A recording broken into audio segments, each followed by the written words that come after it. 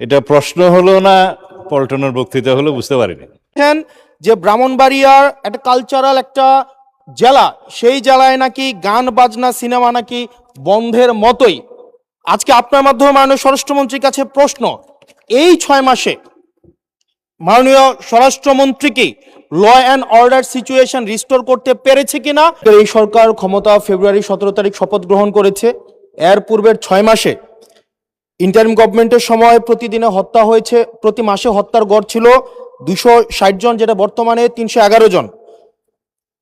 এই সরকার ক্ষমতা গ্রহণের পূর্বের 6 মাসে খুন হয়েছে 1780 জন, যেটা এই সরকারের 6 মাসে খুন হয়েছে 1789 জন। নারী ও শিশু নির্যাতন পূর্বের 6 মাসে ছিল 10,090 জন, এটি এই 6 মাসে হয়েছে 11,165 জন। পুলিশের উপরে হামলা হয়েছে 275টি, যেটি এই সরকারের প্রথম 6 মাসে হয়েছে 317টি। গণপিটুনি দিয়ে 2025 সালের পুরা বছরে 166 জনকে হত্যা করা হয়েছে, যেটা এই সরকারের 6 মাসে সেটির সংখ্যা পৌঁছেছে 120 জন। ব্রাহ্মণবাড়িয়াতে কনসার্ট বন্ধ করে দেওয়া হয়েছে, নৌকাবাইচ বন্ধ করে দেওয়া হয়েছে। সেখানে মাননীয় স্বরাষ্ট্রমন্ত্রী বলেছেন যে ব্রাহ্মণবাড়িয়ার একটা কালচারাল একটা জেলা, সেই জেলায় নাকি গান বাজনা সিনেমা নাকি বন্ধের মতোই। আজকে আপনার মাধ্যমে মাননীয় স্বরাষ্ট্রমন্ত্রীর কাছে প্রশ্ন, এই 6 মাসে মাননীয় স্বরাষ্ট্রমন্ত্রী law and order situation restore করতে পেরেছে কিনা এবং আইনের শাসন সেটি প্রতিষ্ঠিত করতে উনি পর্যাপ্ত ভূমিকা রাখতে পেরেছে কিনা, নাকি উনি ব্যর্থতায় পর্যবেসিত হয়েছে? মাননীয় স্পিকার। মাননীয় স্বরাষ্ট্রমন্ত্রী। ধন্যবাদ মাননীয় স্পিকার। এটা প্রশ্ন হলো না পল্টনের বক্তৃতা হলো বুঝতে পারিনি। আইন শৃঙ্খলা পরিস্থিতির উন্নয়নে 6 মাসে স্বরাষ্ট্রমন্ত্রী সফল হয়েছে কিনা এটা একটা প্রশ্ন। তারপরে ব্রাহ্মণবাড়িয়া জেলায় সিনেমা হল কেন নাই সেটা আরেকটা প্রশ্ন। কোন খাতে কত হত্যা হয়েছে, জখম হয়েছে ইত্যাদি যে ডাটা দিলেন, সেই ডাটাটা কিসের ভিত্তিতে দিলেন, কি পরিসংখ্যানের ভিত্তিতে দিলেন, সে স্ট্যাটিস্টিক্স বড়টা কি আমি জানি না। মানে স্পিকার, আইন শৃঙ্খলা পরিস্থিতির উন্নতি হয়েছে কি হয় নাই সেটা তো দৃশ্যমান।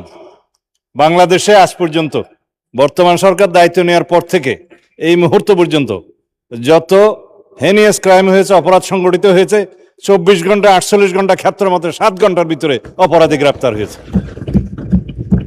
আইনের আওতায় আনা হয়েছে। এবং সামাজিকভাবে যে কোনো স্পেসিফিক ঘটনা যদি আপনারা বলতে পারেন, সেই স্পেসিফিক ঘটনা আমি 300 বিধিতে বিবৃতি দিতে পারবো। আজ পর্যন্ত সামাজিক চাহিদার ভিত্তিতে এবং যেগুলো আলোচিত হয়েছে, যেগুলো আলোচিত হয়ও নাই, সেরকম যেগুলো ঘটনা অপরাধ সংগঠিত হয়েছে, সেটা সমাজের চাহিদার ভিত্তিতে সংক্ষিপ্ত সময়ের মধ্যে যাতে বিচার কার্য সম্পন্ন হয় সেজন্য আমরা সহযোগিতা করেছি। বিচার করার তো জুডিশিয়ারির কাজ।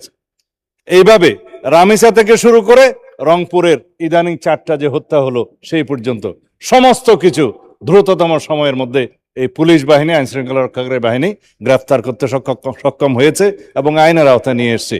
এখানে কোথায় কি ব্যর্থতা আছে বলতে হবে। মানে স্পিকার, স্পেসিক্যালি ডালাও ভাবে স্বরাষ্ট্রমন্ত্রী ব্যর্থ হয়েছে বা আইন শৃঙ্খলা রক্ষাকারী বাহিনী ব্যর্থ হয়েছে বা এই সরকার আইন শৃঙ্খলা পরিস্থিতি উন্নতি হয় নাই, এগুলো পল্টন বক্তব্য চলে। এটা সংসদে তথ্যভিত্তিক কথা বলতে হবে। যদি কোনো স্পেসিফিক ঘটনার কথা আপনারা বলেন, সেই ঘটনার প্রেক্ষিতে আমরা 300 বিধিতে বক্তব্য দিতে পারবো মানে স্পিকার।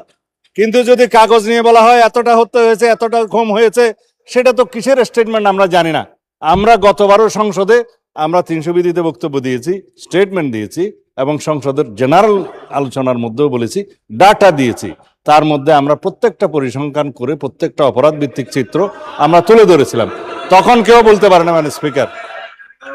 সুতরাং যদি কোনো স্পেসিফিক ঘটনায় বাংলাদেশের আইন শৃঙ্খলা রক্ষাকারী বাহিনী বা স্বরাষ্ট্র মন্ত্রণালয় ব্যর্থ হয়েছে কি হয় নাই, সেই বিষয়ে যদি আপনারা নোটিশ আনেন, তখন আমরা ডিবেট করতে পারবো।